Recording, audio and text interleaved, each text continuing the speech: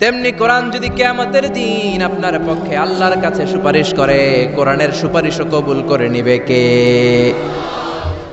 আবার বিশ্বনবী বললেন, খাসামাত আন সাহিবিহা, এই সূরাটা কিয়ামতের দিন তেলাওয়াতকারীর পক্ষ নিয়ে আল্লাহর সাথে ডিবেট করবে, ঝগড়া করবে, তর্ক করবে। আল্লাহর সাথে ডিবেট, আল্লাহর সাথে ঝগড়া, সাহস বেশি না কম? জোরে বলেন। আল্লাহর সাথে ঝগড়া করবে, তর্ক করবে, কতক্ষণ? হাত্তা আদখালাহুল্লাহুল জান্নাহ, যতক্ষণ আল্লাহ তাআলা এই সূরার তেলাওয়াতকারীকে জান্নাতে ঢুকিয়ে না দেয় ততক্ষণ এই সূরা আল্লাহর সাথে তর্ক করতেই থাকবে। চিল্লায় সবাই পড়েন আল্লাহু আকবার।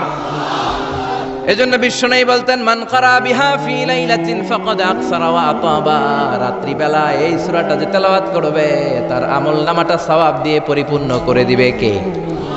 এখন দিন নাকি রাত? জোরে বলেন। এখন সূরাতুল মুলকের তাফসীর শুনলে প্রত্যেকের আমলনামাটারে সওয়াব দিয়ে পূর্ণ করে দিবে কে? এজন্য বিশ্বনবী বলতেন, আমি চাই আমার প্রতিটা উম্মতের হৃদয়ে এই সূরাটা গাঁথা থাক। আমি চাই আমার প্রতিটা উম্মতের সিনার ভিতরে সূরাতুল মুলকটা মুখস্থ থাক। আমি চাই আমার প্রতিটা উম্মতের কলিজার ভিতরে এই সূরাটা হিফজ করা থাক। পড়েন সুবহানাল্লাহ। এজন্য বিশ্বনবীর উম্মত হিসেবে এই সূরাতুল মুলক আমাদের মুখস্থ থাকার দরকার আছে না নাই? জোরে বলেন। সূরা মুলক মুখস্থ করতে রাজি আছেন? যে কয়েকজন ইনশাআল্লাহ বলছেন শুধু তারা করবেন, বাকিরা করবেন না। সূরাতুল মুলক মুখস্থ করতে রাজি আছেন সবাই? এই সূরার মাত্র 30টা আয়াত। কয়টা? এক মাসে কয়দিন? আপনাদের এই আড়াইবাড়ি এলাকায় কয়দিন? এদিকে 30 দিন। তাহলে প্রতিদিন যদি একটা করে আয়াত মুখস্থ করেন, পুরা সূরাটা মুখস্থ করতে লাগবে কয়দিন? জোরে বলেন না। তাহলে আগামী এক মাসে আমরা এই সূরাতুল মুলক মুখস্থ করে ফেলবো। রাজি আছেন? রাজি আছেন সবাই? আল্লাহ তুমি কবুল করো। এখন পড়া শোনাবেন কার কাছে? এটা আপনাদের হোমওয়ার্ক, বাড়ির কাজ, হোম টাস্ক, আল ওয়াজিব আল মানজিলি। এক মাস পরে তো আমি থাকবো না, আমি তো ওয়াজ করে চম্পট। পড়া শোনাবেন এলাকার ইমাম সাহেবদের কাছে, খতিব সাহেবদের কাছে, হাফেজ সাহেবদের কাছে। বলবেন আজহারি ভাই এসেছিল, এসে সূরাতুল মুলক আমাদেরকে পড়া দিয়ে গেছে। মুখস্থ করতে রাজি আছেন সবাই? সবাই রাজি? দিস সূরা is an eye opener for you.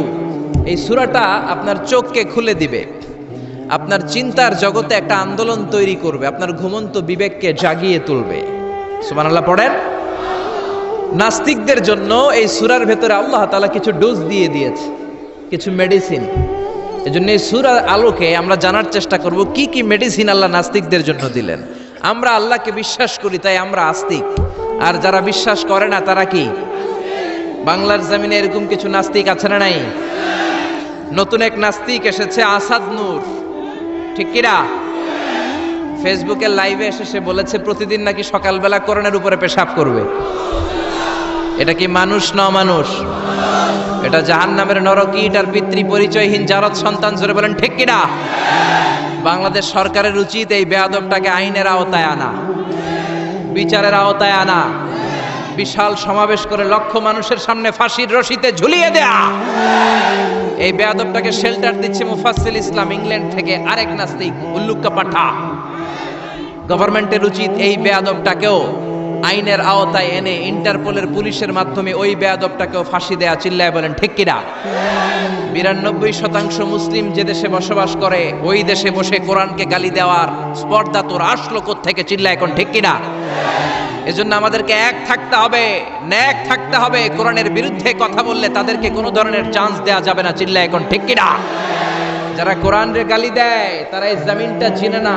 এই জমিন পীর আউলিয়াদের জমিন, এ জমিন দাড়িওয়ালাদের জমিন, টুপিওয়ালাদের জমিন, এ জমিন আলিয়া মাদ্রাসার জমিন, কৌমি মাদ্রাসার জমিন, এ জমিন টঙ্গীর তুরাকপাড়ের বিশ্ব ইস্তেমার জমিন। জোরে কোন ঠিক কিনা? এদেশে আর কিছু থাকবা না থাক, আমার কোরআন থাকবেই। আর কিছু থাকবা না থাক, হাক্কানি দরবারগুলো থাকবেই। যে দেশে আল্লাহু আকবার ধ্বনির সাথে সকালে সূর্য ওঠে, আল্লাহু আকবার ধ্বনির সাথে সাথে সকালে সূর্য ডুবে, ও দেশে আর কিছু না থাক, আমার কোরআন থাকবেই। চিল্লায় এখন ঠিক কিনা? ওই কোরআনের জন্য আমরা জীবন বাজি রাখতে রাজি আছি। চিল্লায় এখন ঠিক কিনা? কারা কারা রাজি? দুহাত উঁচু করে আল্লাহর দেখা।